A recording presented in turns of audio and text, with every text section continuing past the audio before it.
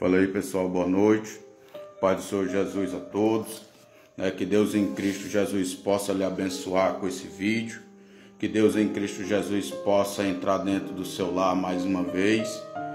Espero que em pequenas palavras e em poucas palavras expressar um pouco daquilo que eu estava meditando aqui no Salmo 102, E o quanto a Bíblia ela é clara em nossa vida, em nossa história, o quanto a palavra de Deus ela é simples, ela é verdadeira e ela nos mostra relatos e princípios, histórias que são tão reais que parecem espelhos da nossa própria vida, O salmo que eu quero compartilhar com vocês é o Salmo 102 e eu quero ler apenas o versículo 17, mas você em casa aí no seu lar, você pode tirar um pouquinho aí do seu tempo e dar uma olhadinha no Salmo 107, E o verso 17 ele diz assim: Ele atenderá a oração do desamparado e não desprezará a sua oração.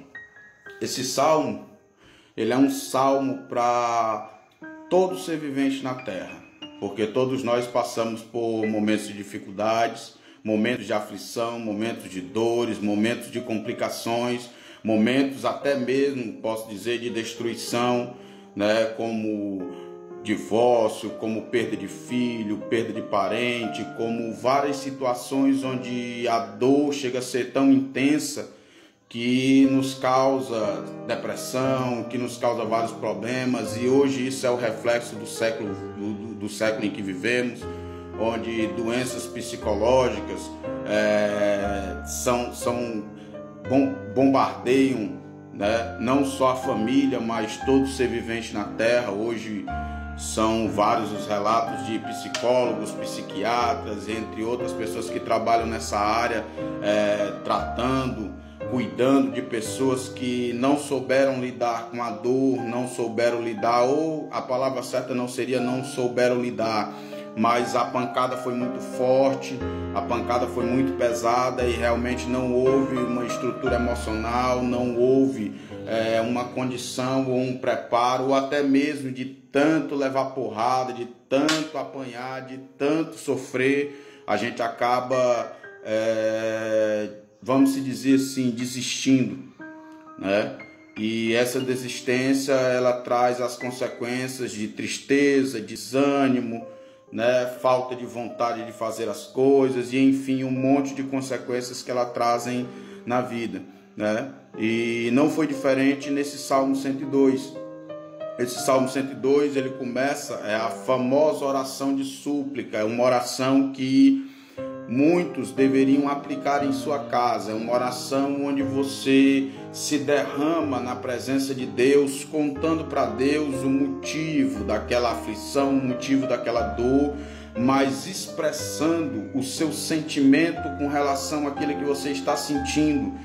Ou seja, você diz que está triste, que está desanimado, você conversa com Deus como você conversa com seu melhor amigo, com seu companheiro, com seu marido, com sua esposa, com seu filho, com seu cachorro, com seu animal de estimação, E às vezes nós tiramos esse momento para conversar com todo mundo, menos para se chegar até Deus e conversar com Ele, menos para mencionar a Jesus Cristo sobre o que nós estamos passando, ou para pedir a ajuda do Espírito Santo sobre a nossa vida, para pedir a Deus que nos guie nesse momento de aflição, Nós compartilhamos o nosso cotidiano, a nossa vida, a nossa rotina, nas nossas redes sociais, no nosso grupo de amizade, nos nossos bate-papos, enfim, em várias coisas, mas às vezes nos esquecemos de conversar com a pessoa mais importante, Jesus Cristo. Nos esquecemos de não pedir, mas de expressar para Ele a nossa dor, a nossa tristeza, o nosso sentimento a respeito daquilo que nos magoou, que nos machucou, que nos feriu. E às vezes nós nos esquecemos até de compreender que Deus está disposto sempre a estender a mão, a nos ajudar, a nos fortalecer, a nos dar da sua graça, do seu amor e do seu favor, para que nós possamos caminhar mais um dia, para que nós possamos nos levantar, nos reaver, nos firmar, e para que nós possamos também ver o quanto Deus ama cuidar de cada ser humano. Então o salmista, ele começa aqui no verso 1 dizendo: Senhor, ó Senhor, ouve a minha oração, chegue a ti o meu clamor, não escondas de mim o teu rosto no dia da minha angústia, inclina para mim os teus ouvidos no dia em que eu clamar, ouve-me depressa. Você vê que o final da expressão do Salmo 1 e 2, aliás, do versículo 1 e 2, da estrofe 1 e 2, vai dizer que ele pede pressa do Senhor em ouvi-lo. Quando ele fala não vire o teu rosto, ele está falando não te afastes de mim, não se distancie de mim, né? Não vá para distante de mim. Lógico que isso é uma compreensão da parte nossa, homens, mulheres, crianças, não tem uma compreensão do quanto Deus nos ama, do quanto Deus nos quer próximo dele. A Bíblia diz que Deus anseia por ouvir a nossa voz, né? Anseia por ouvir a gente falar com ele. Mas o salmista aqui está passando por um momento de tristeza, e lógico, todo mundo tem um momento de tristeza, seja cristão, seja católico, seja um bandista, seja de qualquer religião que for. Isso faz parte do cotidiano humano, isso faz parte de nós seres humanos, isso faz parte de seres viventes, né? Todos nós temos um momento onde há uma dor que nós não suportamos direito, que nós não aguentamos direito. Mas eu quero aqui, através desse salmo, transmitir para você algo que eu acredito que possa te ajudar, que eu acredito que possa mudar um pouco a tua visão sobre a dor e sobre os sentimentos, que talvez as pessoas venham dizer que remédios dão jeito, mas algumas pessoas que eu converso, até eu mesmo, que participei de alguns problemas psicológicos decorrentes de alguns sofrimentos e de algumas angústias, remédios não chegaram a resolver, foram momentâneos, foram resolver por questão de momentos, mas a partir do momento que você para de tomá-los, volta tudo ao normal, volta tudo ao que era antes. Então, porque nós estamos colocando toda a nossa força em cima de algo, eu não estou dizendo aqui também que remédio não resolva, eu não estou dizendo aqui para você que você tenha que parar sua medicação se você toma alguma coisa do tipo, mas eu estou querendo dizer para você que junto com tudo isso, com profissionais, com médicos, também no seu quarto você pode conversar com o maior dos psicólogos, Jesus Cristo. Ele nos compreende, nos entende, sabe como passamos, o que sofremos, o que sentimos em todas as áreas de nossa vida. Então o salmista, ele olha para si mesmo, para dentro de si, da sua dor, e ele diz: Senhor, apressa-te, ouve a minha oração, chega a ti o meu clamor, ou seja, o meu grito de socorro vá até os teus ouvidos, né? Que a minha voz chegue até o teu ouvido, Senhor, que o Senhor possa me ouvir, que o Senhor possa perceber que aqui na terra eu estou angustiado, aflito, triste, preocupado, enfim, seja lá o que for, mas eu só quero que o Senhor se apresse ao meu respeito. Eu peço que o Senhor olhe para mim com teu olhar de misericórdia e que o Senhor se apresse. Ele vai dizer mais, no verso 3 ele diz: porque os meus dias se consomem como a fumaça e os meus ossos ardem como uma lareira, o meu coração está ferido e seco como erva, por isso me esqueço de comer o meu pão. Por causa da voz do meu gemido, os meus ossos se apegam à minha pele. Então ele está descrevendo um sintoma que a maioria das pessoas que já tiveram depressão conhecem muito bem. Não sentir vontade de comer, não ter ânimo, se sentir entristecido, chorar, comer às vezes com gosto de lágrima na boca. Pessoas que passaram por situações desse tipo, inclusive eu peço até que, se você conhece pessoas desse tipo, que você possa compartilhar esse vídeo, que eu tenho certeza que esse vídeo vai ajudar, que esse vídeo vai trazer algo além das perspectivas dessa outra pessoa. Se você puder compartilhar com outras pessoas que você conheça, que estão se sentindo deprimidos, que estão se sentindo abatidos, que estão se sentindo de certa forma entristecidos por uma grande pancada da vida, eu quero que você, se puder, você compartilhe com alguém esse vídeo. E aí ele vai dizer o seguinte, ele vai dizer que ele emagreceu, os ossos se apegam à minha pele, ele emagreceu. ele não consegue comer, ele não consegue beber direito, ele não consegue se alegrar, ele está num momento onde a dor dele é muito excruciante. Mas aí você pode estar me perguntando, tá, irmão, mas onde é, o que foi que causou essa dor tão profunda nele?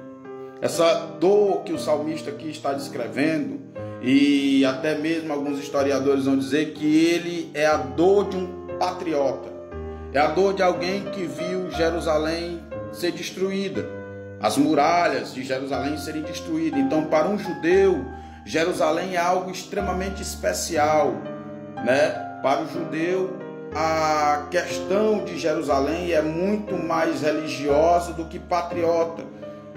Eles amam a sua pátria porque foi na sua pátria e foi pela sua pátria que Deus resolveu ser o seu Deus.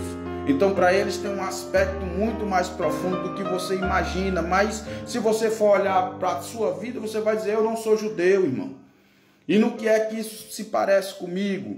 Isso se parece, meu amado irmão, quando você perde alguém, quando alguém sai da sua vida, quando você perde um emprego que você gostava, quando você perde a quantia financeira que você ganhava, quando você perde coisas que são importantes para você, que eram base de sua vida, e você perdeu elas.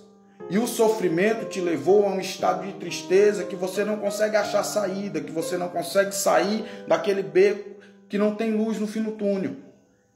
Então, é a mesma coisa com ele. Ele está relatando para Deus, ele está descrevendo para Deus o que está acontecendo com ele. Ele não está descrevendo quem foi o causador disso tudo, quem foi que foi até Jerusalém e destruiu. Ele está dizendo que ele está triste por causa da destruição de Israel, e ele está dizendo a seguinte coisa: olha, Deus, eu não consigo comer, eu não consigo beber, eu não consigo me alegrar, eu estou desanimado. Isso nos ensina uma coisa: converse com Deus. Expresse para Deus tudo o que você está sentindo, tudo o que está acontecendo ao teu redor. Às vezes nós temos medo de falar com Deus, com medo de que Deus vá se ofender com as nossas palavras. Não. A Bíblia diz que Deus, Ele conhece tudo e todos ao mesmo tempo.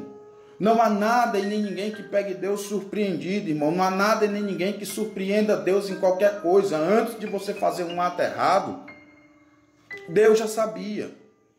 Deus já havia previsto isso. Deus já havia visto isso. Então não há nada que você possa fazer para demonstrar ou para impressionar Deus. Deus, ele já sabe antes do tempo. Por isso você não precisa ter vergonha de dizer o que você está sentindo. Talvez a sua dor não seja por algo que se ruiu, mas talvez a sua dor seja por um pecado que você cometeu e você tem vergonha. Talvez isso seja por um ato que destruiu a tua moral, que destruiu o teu ministério, que destruiu a tua vida, que destruiu tudo que você tinha de valoroso. Às vezes até mesmo você se sente afastado da presença de Deus, distanciado da presença de Jesus, achando que Jesus não olha mais para você, que Deus não vai ter mais misericórdia porque você é um pecador. Você está pensando errado, meu irmão. Deus, ele é misericordioso e ele é bondoso. Eu sou prova viva e vários outros são prova viva de que Deus é amoroso. A preocupação de Deus é nos atender, nos abençoar. A preocupação de Deus é estar com a sua mão estendida sobre nós. Não digo nós crentes, digo todos os homens e mulheres, crianças e todo ser vivente que existe na terra, desde que nós venhamos a entender que nós precisamos nos arrepender de nossos pecados e se voltar para Deus. Você vai ver também alguns outros salmos e alguns outros textos onde antes deles orarem a Deus, eles começam a dizer: Senhor, eu pequei contra ti, meus pais pecaram contra ti, e eles se arrependem amargamente porque entendem que em certa parte a destruição que vem, a ruína vem quando nós nos distanciamos da presença de Deus ou não obedecemos a sua voz. Às vezes tem pessoas que se relacionam com outras pessoas e Deus chega até a falar e dizer: não, meu irmão, por aí não, não, minha irmã, por aqui não. E a gente vai porque acha que vai dar certo. E quando é lá na frente, a gente toma um baque, a gente toma uma pancada e fica imaginando, poxa, por que Deus não me abençoou? Ou agora eu errei contra Deus, eu não tenho mais como voltar para a casa do Senhor. Não, meu irmão, tire essa ideia da sua cabeça. Todos nós andamos teimosos e errantes diante da presença de Deus, seja em qualquer área de sua vida. Você pode ser notório, de crescimento notório em uma área, mas você pode ser derrotado em outra área da sua vida. Isso é normal, é natural. O que você não pode é se conformar com esse estado de derrota. Você não pode se conformar, meu irmão, com a vida que você está vivendo. Você não pode se conformar em estar chorando dentro de um quarto, estar desanimado, estar entristecido, estar achando que nada mais dá certo, porque existe um Deus, meu amado irmão, meu amado ouvinte, que está te ouvindo. Existe um Deus que olha para você e só está esperando que você grite por Ele. Isso é independente de religião, isso é independente de ser evangélico, católico, bandista, isso é independente. A Bíblia nos diz que aquele que crê que Jesus Cristo é o Filho de Deus e que Ele morreu e vai retornar, esse também é de Deus. A Bíblia não expressa religião como sendo de Deus. A Bíblia expressa que aquele que crê no seu Filho e que Cristo é o único Filho de Deus e que esse mesmo Filho morreu em carne, ou seja, foi crucificado como um homem e que ao terceiro dia ressurgiu.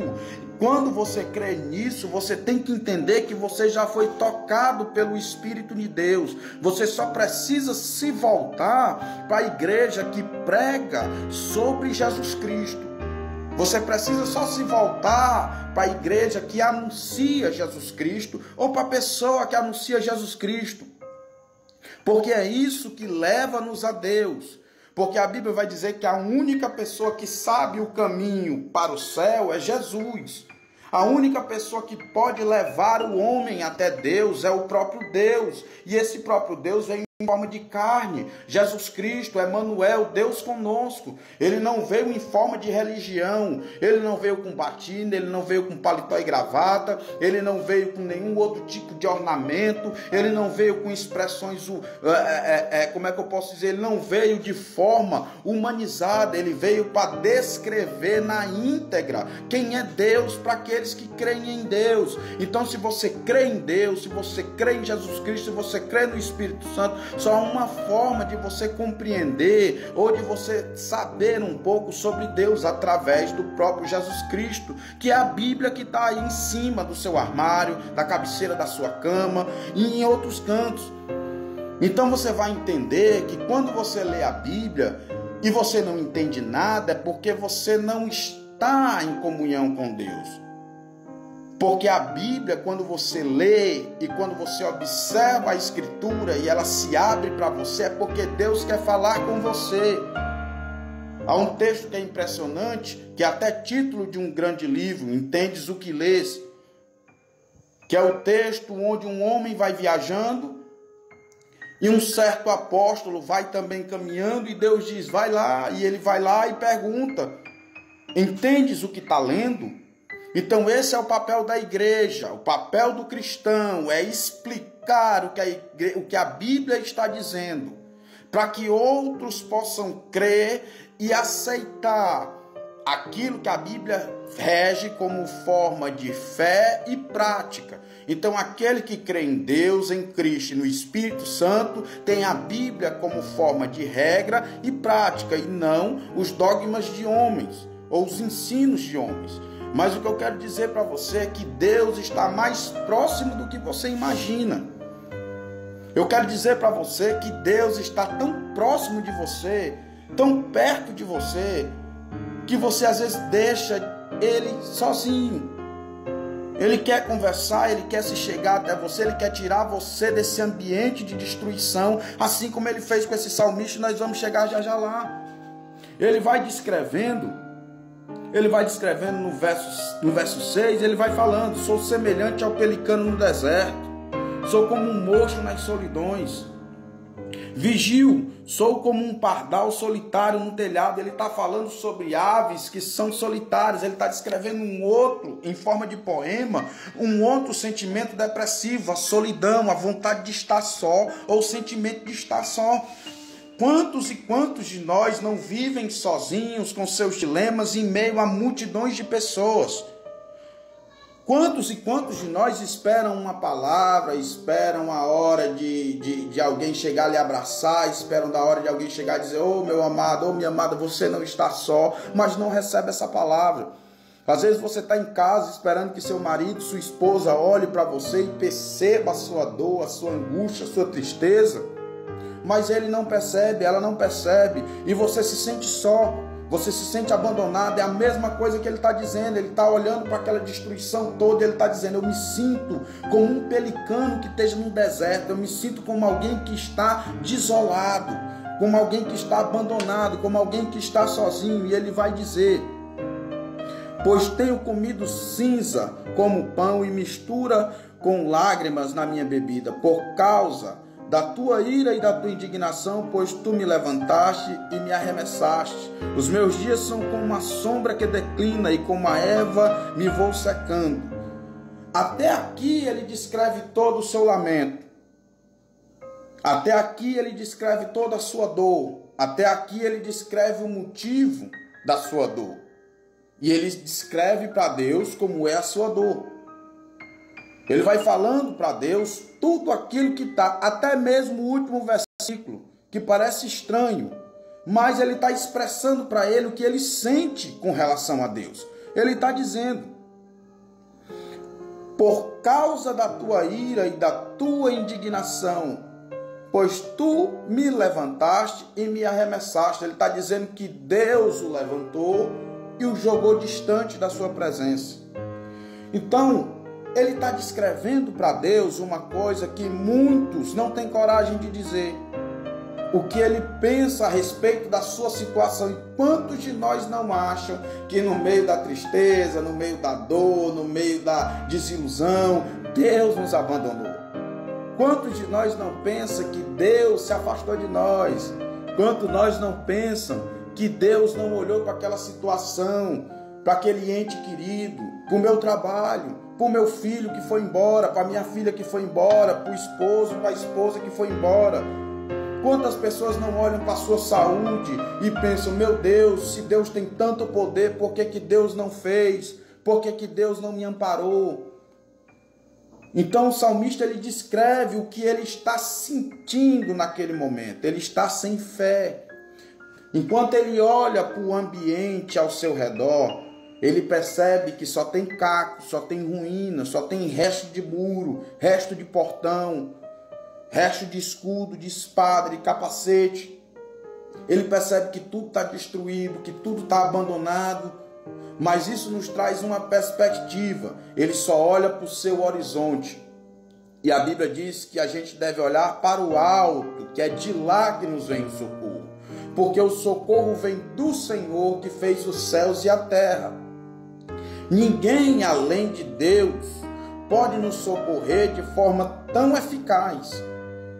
Por que é que eu disse pode socorrer? Porque Ele está disposto a lhe socorrer, Ele está disposto a mudar a sua vida, a mudar a sua história, como fez comigo e como fez com milhares de outras pessoas que existem por aí. E mais uma vez eu te digo, eu não estou chamando você para ser um fanático, não estou chamando você para ser uma pessoa que vai andar de paletó e gravata, eu estou chamando você para adorar a Deus aí na sua casa, aí no seu quarto, com a sua família agora, que você está vendo, ou verá amanhã, ou depois de amanhã, não sei qual é o dia que você vai ver essa pequena reflexão. Mas eu quero que você olhe para Deus como você nunca olhou, como alguém que está perto de você, como alguém que quer te amparar, como alguém que quer cuidar da sua vida. E aí, quando ele começa a descrever para Deus, Deus começa a agir na vida dele. E ele vai dizer no verso 12: mas tu, Senhor, permanecerás para sempre, a tua memória de geração em geração. Tu te levantarás e terás piedade de Sião, pois o tempo de te compadeceres dela, o tempo determinado já chegou, e é o que eu quero deixar para você, para a sua vida. O tempo de Deus te arrancar desse sofrimento chegou. Basta você expressar para Ele o que você está sentindo, basta você dizer para Ele aquilo que está te angustiando. Você tem que chegar até Deus. Se achegai-vos a mim, que Ele vai voltar a olhar para você. Você tem que se aproximar de Deus. A vontade de Deus é que você se achegue a Ele, porque Ele já se achegou a você na cruz do Calvário. Na cruz do Calvário, Cristo me simboliza você. Cristo somos nós, homens, pecadores e errantes, mulheres, ou crianças, enfim, todos os pecadores estão reunidos em uma só pessoa, em Cristo Jesus. E quando Ele é crucificado, não é à toa que o apóstolo Paulo entende isso, e ele diz: eu fui crucificado com Cristo, eu também fui pregado na cruz do Calvário com Ele. Então, da mesma forma, são todos aqueles que creem. Você está lá, o seu velho homem está lá, porque um novo homem, como o apóstolo Paulo diz, eis que todas as coisas passadas já se foram, e agora novas coisas virão. Então o reino de Deus vai ser apresentado a você. Mas você pode perguntar assim: irmão, aonde é que isso vai mudar minha tristeza, minha desilusão e a minha dor? Eu quero que você olhe para uma coisa. Talvez você esteja olhando para a sua situação, que não é nada agradável aos seus olhos. Como assim não foi comigo? Como assim não foi com várias pessoas que chegaram a estados de depressão e alguns estados extremamente complicados, extremamente difíceis, que às vezes até mesmo medicação não resolveu? Essas pessoas estavam olhando somente para o seu problema e querendo que Deus resolvesse o seu problema. Mas aí onde é que entra a chave de você olhar para Deus? Você vê que o salmista muda do último estrofe para esse. Ele vai dizer o quê? No último estrofe ele diz que Deus fez aquilo com ele. Mas agora ele já está dizendo o quê? Senhor, ele vai dizer no verso 12: Tu, Senhor, permanecerás para sempre. Ele começa a imaginar, ele começa a ver, Deus começa a mostrar para ele um trono de glória, o seu reinado, a sua soberania, e ele começa a mostrar uma coisa que eu intitulo como a alegria de ser salvo, a alegria de estar na presença de Deus, a alegria de estar em comunhão com Deus, porque Deus é completude, Deus não é pedaço, Deus é o completo. Então, quando nós estamos em Deus, nós estamos completos e nós conseguimos passar por dores que seriam insuportáveis. Não estou dizendo aqui que a gente não se entristece, não estou dizendo aqui que você não vai passar por dificuldade de chorar, não estou dizendo aqui para você que você não vai ter situações adversas que vão querer te fazer desistir. Mas eu estou querendo dizer para você que quando você muda o foco, quando você olha para outra coisa, e aqui eu quero deixar para você, em vez de você olhar para a sua dor, para a sua luta, comece a ver que Deus está disposto a te ajudar, e mude a sua posição. Corra até os pés de Deus. Se aproxime de Jesus Cristo, clame por Jesus Cristo, chame por Ele na hora da sua dor, mesmo que naquele momento imediato você não venha sentir nada, porque Jesus não é de se sentir, Jesus é de se crer, é de se acreditar, é de se confiar. Então ele vai dizer, ele não está sentindo nada, ele simplesmente mudou o foco de sua posição, e ele começa a dizer: eu conheço um Deus que abriu o mar vermelho, eu conheço um Deus que fez uma coluna de fogo de dia, aliás de noite, e uma coluna de nuvem de dia, para cuidar de Israel no calor, e para cuidar no deserto, na hora do frio, ele colocou uma coluna de fogo. Eu conheço um Deus que venceu todos os exércitos inimigos, sem que Israel precisasse de uma batalha. Ele vai começar a dizer: Senhor, o teu nome será glorificado para sempre. Então ele também está olhando para um lado onde nós vemos na Escritura que a Bíblia nos diz e nos dá segurança a respeito disso, de novos céus e nova terra, um momento onde estaremos diante da presença de Deus para glorificar e exaltar o seu nome perpetuamente, de eternidade em eternidade. Então ele não está olhando mais para a situação momentânea, ele não está olhando mais para a crise dele, ele não está olhando mais para o momento de desilusão dele, mas ele está começando a olhar para o reino eterno de Deus, e ele está começando a olhar para a honra, para a glória, para o peso que é estar na presença de Deus, não porque recebemos algo, ou porque temos algo, ou por alguma coisa do tipo, mas porque só o nome de Deus já traz mil maravilhas. Imagine a pessoa de Deus. Jesus, ele diz que se você orar e chamar pelo nome dele, ele resolve. Então imagine estar na presença de Deus, imagine estar em comunhão com Deus, estar em proximidade com Deus, falar com Deus e Deus lhe ouvir e lhe atender, ou então começar a lhe mostrar uma outra coisa, começar a mostrar para você, como Isaías 6:1 diz, que somente a ponta do seu vestido, ao tocar no templo, enche o templo da sua presença, ao ponto dos anjos lá no céu darem glória, renderem glórias ao Senhor, e o templo aqui na terra se tremer, saculejar, porque eles estão glorificando a Deus. Então o que ele está dizendo é que você tem que mudar a sua perspectiva de vida, você tem que mudar a sua perspectiva, o seu horizonte, você tem que olhar para uma coisa que vale a pena, Jesus Cristo.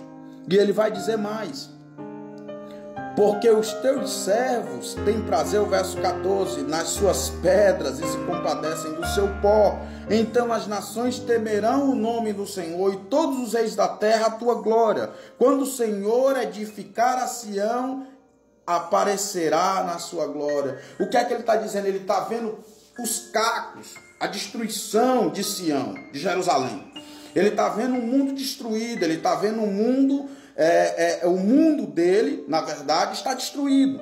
Mas aí ele começa a ver Deus em sua essência, em poder e glória. E ele começa a dizer: o mesmo Deus prometeu, aleluia, que nunca desampararia Sião, que nunca desampararia sua nação, que nunca desampararia aqueles que estão no seu reino. Então, ele nunca vai desamparar. Então, ele começa a ver Deus reconstruindo Sião. E é isso que eu quero dizer para você: olhe para Deus e Deus reconstruirá a sua vida. Olhe para Deus e Deus mudará a sua história. Olhe para Deus e Deus vai começar a mudar tudo que está ao seu redor. Aqueles que não eram para estar vão sair, aqueles que eram para chegar vão chegar, aqueles que vão contribuir com a sua vida também vão estar, aqueles que não eram para contribuir também vão estar, mas você vai passar por cima de tudo isso, porque você vai estar olhando como Paulo. Paulo, ele diz: eu não me engodo com essas coisas daqui, porque eu tenho um alvo, eu tenho um trajeto que eu quero chegar, e esse trajeto é o céu. Porque lá no céu, meu amado ouvinte, não haverá dor, não haverá pranto, não haverá choro, não haverá problema algum que passaremos. Lá no céu nós encontraremos a presença do Eterno e poderemos ouvir a sua voz nitidamente. Ele nos ensinará todas as coisas. Na presença de Deus, diz a Bíblia, até a tristeza vai saltar de alegria. Então, ou seja, Deus é a completude, ou seja, você está sentindo um buraco dentro de você, porque é isso que causa depressão e desânimo. É um buraco que tem dentro de você, é um desânimo que está dentro de você, é algo que está rompendo com as suas emoções. Então eu quero dizer para você uma seguinte coisa: a coisa que completa esse buraco tem um nome. Se chama Jesus Cristo. Se chama Jesus Cristo. Então eu quero dizer para você uma última coisa: olhe para Deus e deixe Deus mudar sua trajetória, sua vida. Olhe para Deus e Deus mudará tudo ao seu redor, porque Deus espera lhe abençoar até agora, e amanhã também, e depois de amanhã também, e pelo resto de sua vida. A Bíblia descreve que no último instante de sua vida, se você reconhecer que Cristo é o Senhor e Salvador e pedir perdão dos seus pecados, Ele perdoa. Então eu só quero lhe dizer uma coisa a mais: E fechar com os versículos que ele diz assim: então as nações, o verso 15, as nações temerão o nome do Senhor, e todos os reis da terra a tua glória. Quando o Senhor edificar a Sião, aparecer na sua glória, ele atenderá a oração do desamparado, e não desprezará a sua oração. Isto se escreverá para a geração futura, e o povo que se criar louvará ao Senhor. E o verso 19: Pois olhou desde o alto do teu santuário, desde o céu o Senhor contemplou a terra, para ouvir o gemido dos presos, para saltar os sentenciados à morte. Então, ou seja, Jesus não está aí só para aqueles que acham que são donos da verdade. Jesus está aí para todos nós. Desfrute da presença de Deus na sua casa, no seu lar, com a sua família. Tire tudo aquilo que te afasta da presença de Deus e entronize o Senhor sobre a tua vida, sobre a tua família e sobre a tua casa, porque assim os seus bens mais preciosos estarão seguros. Mas se em algum momento da sua trajetória todos os seus bens, como desse salmista aqui, se apartar, se destruir, eu quero que você olhe para o alto, porque é de lá que vai vir o seu socorro. E esse socorro vem em forma de consolação. Espírito Santo, Deus que consola você de tudo, Deus que sustenta você, o Deus que estará próximo de você assim que você disser: Jesus, eu quero andar nos teus caminhos, eu quero me aproximar de ti, eu quero fazer da minha vida um novo livro, uma nova história. Então Deus, diz o próprio